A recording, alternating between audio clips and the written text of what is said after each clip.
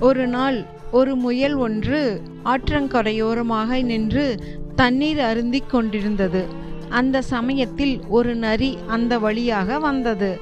நரி முயலை பிடிக்க பார்த்தது, ஆனால் முடியவில்லை. உடனே அது பதுங்கி மறைந்திருந்து முயலை தன் கைகளால் தூக்கி கொண்டது.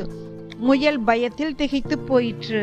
நரி முயலை தூக்கி கொண்டு ஆற்றங்கரையோரமாக கிடந்த ஒரு தோணிக்குள் பாய்ந்து விட்டது. முயல் சத்தமாக உதவி கேட்டது. அந்த சத்தம் கேட்டு ஒரு ஆமை வந்தது. ஆமை விரைவாக நீந்தி வந்து அந்த மரத்தோணியின் அருகில் சென்றது. அதன் பின் ஆமை முயலை மீட்டெடுக்க முயன்றது.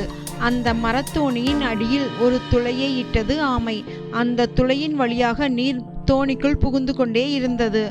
ஆனால் முயலை ஆமை பாதுகாப்பாக கரைக்கு அழைத்துச் சென்றது. தோணியினுள் இருந்த நரியை நீர் அடித்துச் சென்றது. தன்னைத்தானே காப்பாற்ற முடியாமல் நரி தத்தளித்தது. முயலும் ஆமையும் கரையில் பாதுகாப்பாக இறங்கி மகிழ்ந்தன.